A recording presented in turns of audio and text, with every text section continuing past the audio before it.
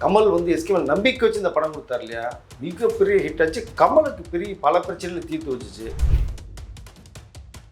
இந்த month end இல்லைன்னா April first week Sagan படத்தினுடைய ஷூட்டிங் ஆரம்பிக்கும் போது ஸோ வெங்கட் பிரபு கொஞ்சம் சின்ன சின்ன வேலைகளில் ஒரு ஹீரோ ப்ரொடக்ஷன் கம்பெனி சொல்கிறத அட்ஜஸ்ட் பண்ணிட்டு போனாங்கன்னா அது உடனடியாக ஆரம்பிக்க அந்த வாய்ப்புகள் வரும். ஒருவேளை வெங்கட் பிரபு தவற விட்டால் சிபி சக்கரவர்த்தி உள்ளே வந்துடுவார் எஸ்கே படம். காஃபி கடை நேயர்களுக்கு வணக்கம். இன்று நம்மோடு இணைந்திருப்பவர் மூத்த பத்திரிகையாளர் திரு வெங்கடேஷ் அவர்கள். வணக்கம் சார். வணக்கம். சிவகார்த்திகேயன் அவர்களோட நடிப்பில் சேயோங்கிற படம் வரப்போகுது அப்படிங்கிற ஒரு ப்ரோமோ வீடியோ வந்தது. யாருமே எதிர்பார்க்கல. ஸோ படம் என்ன ஸ்டேஜில் சார் இருக்கு? இல்லை, இந்த month end April first week shooting ஆரம்பிக்கிற தகவல் வந்திருக்கேன். இப்போ முழு கவனமும் சிவகார்த்திகேயனுக்கு அந்த படத்தின் சேயன் படத்தில் தான் இருக்கு. இப்போ ஏன்னா கதையை வந்து தாய் கிழவி அண்டர் ப்ரொடக்ஷன் இருக்கும்போதே சிவகுமார் மேலே மிகப்பெரிய ஒரு நம்பிக்கை வச்சு மேக்கிங் பிரமாதமாக இருக்குது. இந்த படம் கண்டிப்பாக மக்கள்கிட்ட போய் ரீச் ஆகும். அப்போ கிராமத்து படங்களை அவர் பண்ண ரொம்ப லைக் பண்ணேன். ஏன்னா நீ இந்த வருத்தப்படாத வாலிபர் சங்கமும் சரி, ரஜினி குருவும் சரி, பேட்டனுக்கு அப்புறம் கொஞ்ச நாள் பண்ணாமல் இருந்தார் அவர். இப்போ முழுக்க ஒரு வில்லேஜ் ஸ்கிரிப்ட் ஒன்று பண்ணணும் அப்படிங்கிறதுல பண்ணும்போது தான் அவர் ஏன்னா கதையில் பார்த்து கேட்டுகிட்டே இருந்தார். ஏன்னா அடுத்த படம் பார்த்திங்கன்னா சயின்ஸ் ஃபிக்ஷனில் போகிறார். இப்போது மக்களுக்கு போய் கொஞ்சம் ஜெல் ஆகணும்னு ஐடியா பண்ணும்போது தான் சிவகுமார் சொன்ன, அதாவது அவர் வந்து இந்த தாய் கிழவி உசிலம்பட்டி பேக்ட்ராப்பில் பண்ணும்போதே பார்த்தோம்னா இது வில்லேஜ் மக்களையும் தாண்டி போய் ரீச் ஆகணும்னு அவருடைய கால்குலேஷன். எனக்கு இந்த மாதிரி ஒரு பேட்டர்னில் ஒரு கதை இருக்கான்னு கேட்கும்போது தான் சிவகுமார் ரெடியாக ஒரு கதை வச்சு சொல்லிட்டார். சொன்ன உடனேயே இந்த தாய் கிழவி ரிலீஸ்க்கு பிறகு அடுத்த படம் நம்ம தான் தயார். அதை ஆக்சுவலாக பார்க்க போனால் சேயன் படமே எஸ்கே பண்ண வேண்டிய ஒரு படமாக தான் மைண்டில் செட் பண்ணார் அவர். உடனே பண்ணிடுவோம், நம்ம மற்ற வேலைகள் பார்த்துக்கலான்னு சொல்லப்பட்ட ஒரு விஷயத்தை தான் ப்ரொமோஷனில் உங்களுக்கு வந்து அவர் பேசினார். பட் கமல் மேலே மிகப்பெரிய ஒரு அபிமானம் இருக்குது. சூப்பர் ஸ்டார் ரஜினி அவர்களுடைய அந்த குரல் வச்சு தான் நான் கொஞ்சம் மக்கள்கிட்ட போய் ரீச்சை போய் அதாவது ரொம்ப தெரிந்த முகமாக மாறினேன். சாதாரணமாக நீ எஸ்கேட்டை வந்து ரஜினி சார் எடுத்துட்டோம்னாலே பேச்சு, அவருடைய பேச்சை பார்த்தீங்கன்னா ரஜினி சார் வாய்ஸில் போய் உடனே அதனால் மாற்றவே முடியல எனக்கு, என்னுடைய தலைவர் அவர் அப்படின்னு சொல்லக்கூடியவர். இன்னொரு பக்கம் பார்த்தோம்னா கமல் மேலே தனி மரியாதை வச்சுருக்காரு. ஏன்னா சுகத்தினுடைய மிகப்பெரிய வளர்ச்சிக்கு அமரன் ஒரு காரணம். அந்த கமலுக்கு எவ்வளவோ எதிர்ப்பு தெரிவித்தாங்க. இந்த கதை அருமையான கதையை எஸ்கே வச்சு பண்ணுறிய கமல், தாங்குவார எஸ்கே, இது நீ போட்ட படம்லாம் போகுது அவ்வளோதான் அப்படின்னு பேசப்பட்ட விஷயம் நிறையா இருக்குது. கமல் வந்து எஸ்கே மேலே நம்பிக்கை வச்சு இந்த படம் கொடுத்தார் இல்லையா, மிகப்பெரிய ஹிட் ஆச்சு. கமலுக்கு பெரிய பல பிரச்சனைகளை தீர்த்து வச்சுச்சு. 350 கூட கலெக்ஷன், எஸ்கேவுடைய கரியர் த பெஸ்ட்டு ஃபிலிமர். இப்போ இதெல்லாம் அவருடைய மைண்டில் இருக்குது. ஸோ ஒரு பக்கம் நன்றி எப்படியாவது நம்ம வந்து எப்படி அவர் திரும்பி பண்ணணுங்கிற ஒரு விஷயம் தான். சேயன் வரும்போது வந்து கமல்கிட்ட ஒரு ஒப்பீனியன் அவங்க வந்து கேட்டாங்க, சார் அடுத்த படம், ஏன்னா தாய் கிழவி படம் அண்டர் ப்ரொடக்ஷனில் கதை கேட்டு பிரமாதமாக இருக்குது.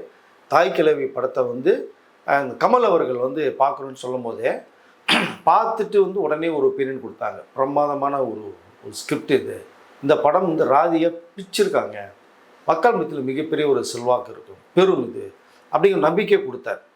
பட் இங்கே அமரனுக்கு பிறகே பார்த்தீங்கன்னா எஸ்கேயும் கமலும் சேர்ந்து ஒரு படம் பண்ண கொண்டு ஒரு பேச்சுவார்த்தையும் போயிட்டு இருந்தது.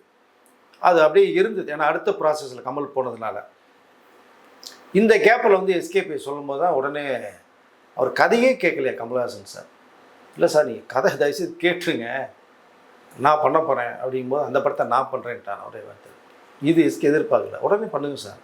அதற்கு பிறகு தான் கமல் தயாரிப்பில் எஸ்கே நடிப்பில் சிவகுமார் முருகேசன் வந்து அதுக்கு ஒரு ட்ரெய்லர் மட்டும் ஷூட் பண்ணாங்க. மக்கள்கிட்ட போய் இந்த படத்தை போய் கொண்டு போய் சேர்த்துடணும் என்ன கதைங்கும் போது அது வந்த உடனேயே தெறிக்க விட்டுச்சு, மிரட்டினாங்க. எஸ்கே இப்படி ஒரு ரோல் என்ன சொல்ல வர்றாங்க அப்படிங்கிறது மாதிரியான ஒரு விஷயம் பேசப்பட்டது. இப்போ அந்த படத்தினுடைய வேலைகள் இப்போ நிறைய போய்கிட்டு இருக்கு. இதில் வந்து சிவகுமார் முருகேசனுக்கு அடுத்த படமும் அவர் டைரக்ஷன் நான் பண்ண போகிறேன் அப்படிங்கிறத சொல்லிட்டார். அப்போ அவர் மேலே எந்தளவுக்கு ஒரு நம்பிக்கை இருந்தாலும் அவர் பண்ணுவார். புதியவர்களுக்கு இன்றைக்கி வந்து வாய்ப்பு தரதில் முதன்மையான இடத்துல எஸ்கே இருக்காருன்னு தான் என்னுடைய பார்வை தெரியுது. முன் ஆர்பி சௌத்ரி அவர்கள் இருந்தாங்க. இன்றைக்கி பல இயக்கம் நல்ல கதையை வச்சுருந்தானே எஸ்கே ஆஃபீஸில் போய் நீங்கள் கதவை தட்டலாம். பட் இந்த படம் வந்து அதான் சொன்னேன், இந்த மந்த் எண்டு இல்லைன்னா ஏப்ரல் ஃபர்ஸ்ட் வீக்கு சேயன் படத்தினுடைய ஷூட்டிங் ஆரம்பிக்கும் போது கிட்டத்தட்ட வந்து ஒரு 80 நாள் ஷூட்டிங் மட்டும்தான் பிளான் பண்ணுறாங்க. ஸோ மதுரை டிஸ்ட்ரிக்ட் தான், உசிலம்பட்டி தான், இது சேம் லொக்கேஷன் தான் கிட்டத்தட்ட போகிறாங்க. பட் அந்த 80 நாள் வந்து ஒரு 65 நாட்கள் மட்டுமே சிவகார்த்திகேயனுடைய அந்த டேட்ஸ் கேட்கப்பட்டிருக்கு. ஏன்னா ஃபுல் அண்ட் ஃபுல் அவர் இருக்கணும், படம் ஃபுல்லாக வர்றது மாதிரி தானே ஒரு ஒரு கதைக்கலாம். 65 நாட்கள் டேட் கொடுத்துட்டாங்க. சம்பளமும் பார்த்தீங்கன்னா எதிர்பார்க்காத ஒரு சம்பளம் வந்து கமல் அவர்கள் ஃபிக்ஸ் பண்ணதாக ஒரு தகவல் வருது. சம்பளம் கமல் சார்ட்ட அவர் கேட்கல. இதுதான் இப்போ என்ன வாங்கிட்டு இருக்கிறதா அவருக்கு தெரியும் எப்போவுமே. அப்போ கேட்கும்போது கூட இல்லை சார் பார்த்துக்கலாம் அப்படிங்கும்போது தான் இல்லை உனக்கு ஃபிக்ஸ் பண்ணிடுறேன் அப்படிங்கிற மாதிரி சொல்லி ஒரு 60 கோடி ரூபாய் சம்பளம் ஃபிக்ஸ் பண்ணதாக ஒரு தகவல் இருக்குது. ஏன்னா எஸ்கேவுடைய பிஸ்னஸ் இன்றைக்கி வேறு லெவல். இதை விட அதிகமாக சம்பளம் தரக்கூடிய தயாரிப்புகள் நிறைய பேர் இருக்காங்க. ஆனாலும் எஸ்கே வந்து ஒரு கரெக்டான ஒரு வேலை சம்பளமும் அதிகப்படுத்திடக்கூடாது, நம்மளால் ஒரு தயாரிப்பாளர் வேறு லெவலுக்கு வரணும், இந்த படமும் வந்து ஹிட் அடிக்கணும். ஸோ இதெல்லாம் வந்து ஒரு பக்கா ஒரு மாஸ்டர் பிளான் பண்ணி தான் ஒரு சம்பளமே பேசுகிறார். ரொம்ப எடுத்தோன்னே தடாலடி அந்த படம் கொடுத்து அந்த படம் எனக்கு சம்பளம் வந்து எஸ்கே கேட்டதா எனக்கு வந்து தகவலே இல்லை இது வரைக்குமே பார்த்தா. ஏன்னா அவர் ஒரு தயாரிப்பாளராக இருக்கிறதுனால அந்த வழி அவருக்கு தெரியும். பட் இவருடைய அந்த வேலையை வச்சு சம்பளம் நிர்ணயிக்கப்படுது. இது வந்து 60 கோடி ரூபா சம்பளம் பேசப்பட்டதாக ஒரு தகவல் இருக்குது. பட் இந்த படம் வந்து செப்டம்பர் அக்டோபர் ரிலீஸ் பண்ணுறது மாதிரியான ஒரு வேலையிலையும் சரி பண்ணிகிட்டு இருக்காங்க சார். இல்லை சார், ஏன்னா ஒரு எஸ்கேங்கிற மாதிரியான ஒரு ஹீரோ நடிக்கும் போது கமர்ஷியல் வேல்யூ அந்த படத்துக்கு ஆட்டோமேட்டிக்காக ஏறி இருக்கும் பொழுது இது வந்து கண்டிப்பாக இது ஒரு கண்டென்ட் ஓரியன்ட் ஃபிலிமாக இருக்குமா இல்லை பக்கா ஒரு கமர்ஷியல் மீட்டரில் இருக்குமா? கண்டென்ட் ஓரியன்ட் மேட்டர் தான். பட் இது கமர்ஷியல் இன்செர்ட் பண்ணியிருக்காங்க.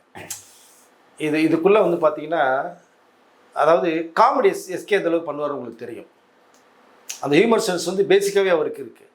இந்த கதைக்களமும் அப்படி தான் வடிவமைக்கப்பட்டிருக்கு. ஓகே, இந்த ஹியூமர் சென்ஸோட வில்லேஜ் நேட்டிவிட்டியோட ஆக்ஷன் நிறையா இருக்கும். ஆக்ஷன் கலந்த ஒரு ஹியூமர் தான் படம் ஃபுல்லாகவே. மக்கள் வந்து பார்த்து ஜாலியாக ரசித்து வர்றது மாதிரியான ஒரு கதைக்களம், அழகான ஒரு மெசேஜ் ஒன்று சொல்ல வர்றாங்க. இது 1-2 பிரிக்க முடியாது, எல்லாம் கலந்த கலவை தான் செய்யும். படத்தில் விருமாண்டியோட ரெஃபரன்ஸ் நிறைய இருக்குது, கதைக்களம் விருமாண்டி மாதிரி இருக்கிறதுக்கான வாய்ப்புகள்லாம் நிறைய இருக்குன்னு சொல்கிறாங்களே சார், அது எந்த அளவுக்கு இல்லை? எப்பயுமே ஒரு ரெஃபரன்ஸ் வந்து ஒரு இயக்குனர் கண்டிப்பாக வரும். இப்போ பட் ஏதாவது ஒரு படம் இது ஏதோ ஒரு வீட்டில் வந்து நம்மளை பாதிப்புக்கு உள்ளாக்கும், இப்படி இருந்தால் நல்லா இருக்குமே அப்படின்ட்டு. அப்போ அவர்கள் அது கதையை உருவாக்கும் போதும் படம் பண்ணும்போது பார்த்திங்கன்னா அந்த சீன் நல்லா இருக்கும்போது கண்டிப்பாக அதனுடைய அந்த ஷேடோஸ் வரதான் செய்யணும் கதை, அதை மாற்றம் செய்ய முடியாது. இந்த வாட்ச்சு இதெல்லாம் நீங்கள் பார்த்தீங்கன்னா விரும்மாட்டியுடைய பேட்டர்னில் தான் வரது மாதிரி தெரியும் நமக்கு. அது ஒன்றும் தவறு இல்லை, சக்ஸஸ் ஃபார்முலா. நீ இது அதுன்றதை ஒன்றும் மிக்ஸ் பண்ணவே வேண்டாம். அப்படி பார்த்தோம்னா தேவர் மகன் படத்தை தான் ரீசெண்டாக ரிலீஸ் பண்ண ஒரு படம் பண்ணாங்க இல்லையா, மாரி செல்வராஜ் படம் இந்தளவுக்கு பேசப்பட்டுச்சு இல்லையா, சூப்பர் டூப்பர் ஹிட்டாச்சு உங்களுக்கு படம். இல்லை ஒரு படத்தினுடைய ரெஃபரன்ஸ் உங்களுக்கு வருது அப்படின்னாலே அது சிறந்த படமாக அமையும் பட்சத்தில் வந்து மக்கள் அதை கொண்டாடுவாங்க. அதனால் இந்த விரும்பாண்டி அப்படியே இருக்குமா என்னங்கிற அந்த ஒரு தாட்ஸ் எடுத்துக்க வேண்டிய அவசியம் தான் நான் நினைக்கிறேன். ஏன்னா இது வந்து கமலை வந்து ரொம்ப பிடித்த ஒரு நடிகர் எஸ்கேக்கு. அப்போ இந்த இயக்குனர் வந்து இந்த படங்கள்லாம் பார்க்கும்போது இந்த மாதிரி வில்லேஜில் பண்ணால் சிறப்பாக இருக்குன்னு பார்க்கும்போது அந்த மேட்டரை எடுத்திருக்காங்க. பட் படம் வரும்போது தான் தெரியும் அது எந்தளவுக்கு வந்து யூஸ் பண்ணியிருக்காங்க பண்ணலைங்கிறது. இப்போ பார்வைக்கு விரும்பாண்டியுடைய பேட்டர்ன் இருக்கிற மாதிரி இருக்குது. ஏன்னா அந்த கதை கமல் கேட்டதுக்கு பிறகு கூட பார்த்தீங்கன்னா அதாவது நான் பண்ணது மாதிரியே இருக்கின்ற ஒரு ஃபீல் கிட்ட சொல்லியிருக்காரு. அப்போ அந்த படங்கள் ரெஃபரன்ஸ் கண்டிப்பாக இருக்கும். இன்னொன்று என்னன்னா சார், இப்போ தான் வந்து கமல் அவர்கள் தக் லைஃப் படம் மூலயமா பெரிய லாஸை சந்திச்சார். அதனால தான் ரஜினி அவர்கள் ஒரு படம் பண்ணி கொடுக்குறாருங்கிற பொழுது இன்னொரு சிவகார்த்திகேயன் படம் ஒன்று பண்ணுறதுங்கிறது இது ஒரு பக்கா பிஸ்னஸ் பிளானாக தானே பார்க்கணும். இல்லை சார், உங்களுக்கு படங்கள் அவர் என்ன சொல்கிறாருன்னா, நான் சினிமாவில் சம்பாதிக்கிற பணத்தை நீ வீட்டுக்கு எடுத்துகிட்டு போய் வைக்கலை, பீரோவில் பூட்டி வைக்கலை, அப்படியே எடுக்கிறேன், அப்படியே ஒரு படம் பண்ணி நான் திரும்பி சினிமாவுக்கு தான் கொடுக்குறேன் அப்படின்னு சொல்லி. அது லாபமும் வரும் நஷ்டமும் வரும். லாபம் மட்டுமே நம்ம எதிர்பார்க்க முடியாது தொழிலில். இப்போ நஷ்டமும் தக் லைஃப்பில் அடைஞ்சார், அது பெரிய அமௌண்ட் லாஸ் ஆச்சு அவர். பட் அது வந்து மீண்டு வர்றதுக்கு தான் ரஜினி சார் இதெல்லாம் தகவல் கேள்விப்பட்டு தான் நண்பனுக்காக ரஜினி சாரே நேரடியாக ஹெல்ப் பண்ண போகிற விஷயம் அது. கமல் கூட வந்து ரஜினிகிட்ட கேட்கல, பட் கமல் இந்த மாதிரி இருக்காருன்னு வந்து ரஜினி சார் கேள்விப்பட்ட உடனே அடுத்த செகண்ட் நண்பன் உதவி பண்ணக்கூடிய இந்த மனசு இருக்குல்ல, அது வேணும். அது ரஜினி சாருக்கு இருந்தது. அதான் உடனடியாக ஒரு படம் பண்ணணும்னு சொன்னாங்க. ஸோ இப்போ 2 படம் பண்ணுறார். ஒரு படம் கமல் தயாரிப்பில் ஹீரோவை பண்ணுற ரஜினி சார், இன்னொரு படத்தில் கமலஹாசன் அவரும் சேர்ந்து 2 ஹீரோ மேட்டரில் ஒரு படம் பண்ணுறாங்க. அது உண்மையிலே பெரிய விஷயம். பட் அந்த நிறைய நஷ்டம் ஆச்சு அவருக்கு. பட் இருந்தாலும் இங்கே எஸ்கே இதே மாதிரி தான், ரஜினி சாருடைய பேட்டர்ன் தான் அவருடைய ஸ்டைலும். சம்பளம் கூட நான் பேசலைன்னு சொன்னேன், அது கமலாக நிர்ணயிக்கப்பட்டிருக்கு. இப்போ சூப்பர் ஸ்டார் கூட 173 கூட ரஜினி சார் சம்பளம் கேட்கல, ரஜினி சம்பளம் என்னங்கிறது கமல் அவர்களுக்கு தெரியும், அதை பண்ணுறேன்னு சொல்லிட்டார். இப்போ கமல் வந்து ஒரு உலக நாயகன், அவருக்கு தெரியும் ஒரு ஸ்டார் எந்த அளவுக்கு வேல்யூ இருக்குது, ஃபோட்டோ எடுக்க முடியும், என்ன சம்பளம் கொடுக்க முடியும், அதனால் சம்பளத்தில் கமல் கை வைக்க மாட்டார். இப்போ எஸ்கேக்கும் அவரே சொன்ன ஒரு விஷயந்தான். அதனால் சிரமப்பட்டாலும் கடன் வாங்கினாலும் பிரச்சனை கிடையாது, நம்ம ஒரு சிறந்த படங்களை உருவாக்குவோம், சிறந்த கதை இருக்கும்போது மிஸ் பண்ணக்கூட நினைக்கிறது தான் கமலஹாசன் அவர். அதான் இந்த படம் எஸ்கேவுடைய கதையை கேட்டவுடனே நான் பண்ணுறேன்னு சொல்லி உள்ளே இறங்குனது. ஸோ ராஜ்கமல் ஃபிலிம்ஸில் அவர் பண்ணுறாரு. அதனால் லாபம் தான் நஷ்டம் வந்தாலும் இந்த உடலும் உயிரும் சினிமாவுக்கு மட்டும்தான் சொல்லி கமலஹாசன் நிறைய முறை சொல்லியிருக்காரு. அதில் படங்கள் தொடர்ந்து அவர் எதுவாக இருந்தாலும் பண்ணிட்டு தான் இருப்பார். சிவகார்த்திகேயன் கெரியருக்கு சேயோன் எந்த அளவுக்கு சார் ஹெல்ப்ஃபுல்லாக இருக்கும்? இல்லை, ஒரு பெரிய மாற்றத்தை உருவாக்கும். ஏன்னா அவர் விரும்புகிறதே இந்த ஒரு பேட்டர்ன் ரொம்ப நாள் பண்ணவே இல்லை. பண்ணணுக்கு முதல் கதைக்களம் பிரமாதமாக இருக்கு அப்படின்றக்காக. நீங்கள் வந்து பெரிய பட்ஜெட்லாம் கிடையாது படம். ஒரு வில்லேஜுக்குள்ளே மேக்ஸிமம் என்ன பண்ண முடியும் நமக்கு? அதை அதிகபட்சமாக சிவகார்த்தியினுடைய சம்பளம் மட்டும்தான் அதிக பட்ஜெட் இது.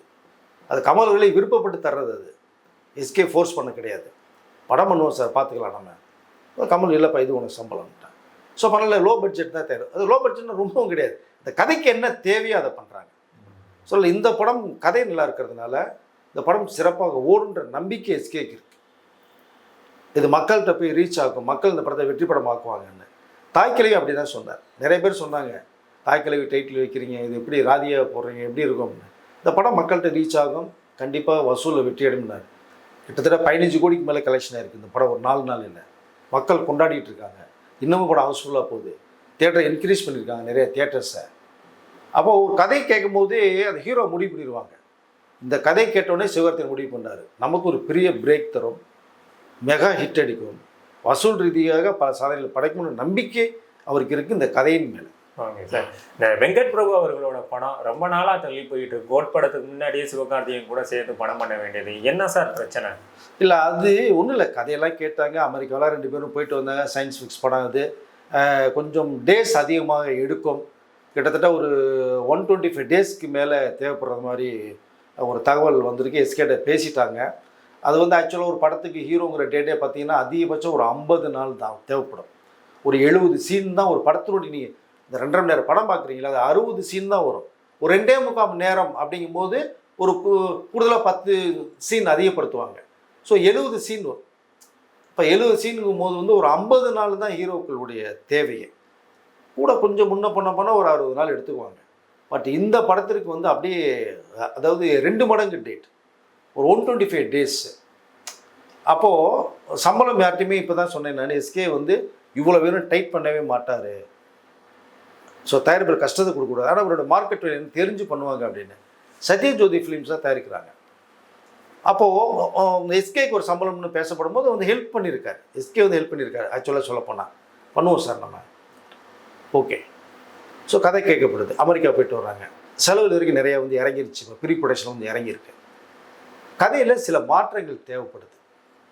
ரொம்பவும் நீங்கள் கொண்டு போய் மக்கள் குழப்பிடக்கூடாது. அதுக்குள்ளே ஒரு சின்ன ஒரு சயின்ஸ் ஃபிக்ஷனாக கூட ஒரு சின்ன ஆக்ஷன் கமர்ஷியல் தேவை. ரொம்ப புதுசாக சொன்னீங்கன்னா என்னடா இது புரியாமல் இருந்துச்சுன்னா பட்டப்பலன் வேஸ்ட் ஆகிடக்கூடாது. ஸோ இந்த கதையில் ஒரு சின்ன சின்ன வித்தியாசங்கள் வந்து எஸ்கே சொல்லி எல்லாம் பேசப்படும் போது இதில் வெங்கட் பிரபு உடன்பாடு இல்லாமல் போயிடுச்சு. அப்போது சத்யஜோதி ஃபிலிம்ஸ் வந்து ஆரம்பிக்க வேண்டிய சூழ்நிலை. இப்போ ஆக்சுவலாக இந்த படம் தாய்க்கிழவி ரிலீஸ் ஆனோடனே வெங்கட் பிரபு படம் ஆரம்பிக்க வேண்டிய சூழ்நிலை தான். இதுக்குள்ளே கொஞ்சம் டிஸ்டர்பன்ஸ் வெங்கட் பிரபுக்கு போயிட்டே இருந்தது. அவர் எதையுமே சொல்லாமல் வெயிட் பண்ணாங்க. அப்போ வெங்கட் பிரபு சத்யஜோதிகிட்ட வந்து சார் படம் ஷூட்டிங் ஸ்டார்ட் பண்ணணும், ஆரம்பிக்கலை, என்ன சார் அப்படின்னு கேட்கும்போது தான் எஸ்கே டேட்டு கொடுத்தோன்னே நீங்கள் வாங்கிட்டு வந்துடுங்க, நான் ரெடியாக இருக்கேன், அவருக்கு கதை பிடிச்சிருந்தா எனக்கு ஓகே, எனக்கு ப்ராப்ளம் இல்லை, சின்ன சின்ன ஏதாவது மாற்றங்கள் தான் கொஞ்சம் பண்ணிவிட்டு வாங்க சார்னு சொல்லி பேனர் சொல்லிட்டாங்க. இங்கே வெங்கட் பிரபு எஸ்கேட்டை போயிட்டு இந்த கரெக்ஷன்ஸை வந்து சொல்லி மாற்றலாம், அவர் மாற்ற விரும்பலை, அப்படியே இருக்கார்.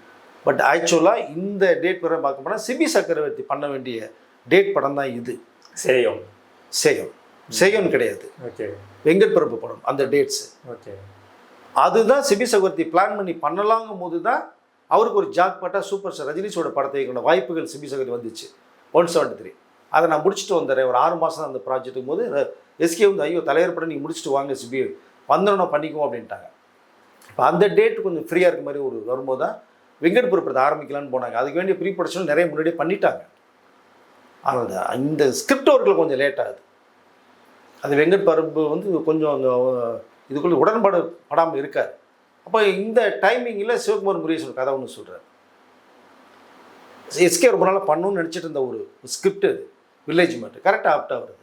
அந்த டேட்டை யூஸ் பண்ணிட்டாங்க இப்போ. ஸோ வெங்கட் பிரபு கொஞ்சம் சின்ன சின்ன வேலைகளில் ஒரு ஹீரோ ப்ரொடக்ஷன் கம்பெனி சொல்கிறத அட்ஜஸ்ட் பண்ணிட்டு போனாங்கன்னா அது உடனடியாக ஆரம்பிக்கிற அந்த வாய்ப்புகள் வரும். இப்போ இதுவும் லாங் ப்ரொடக்ஷன் கிடையாது, செய்யணும், அதுவும் ஷார்ட் படம் தான். அதுக்குள்ளே இவர் எல்லா வேலையும் முடிச்சாங்கன்னா அடுத்த படம் ஆரம்பிக்கிற வாய்ப்புகள் நிறையா இருக்கும்.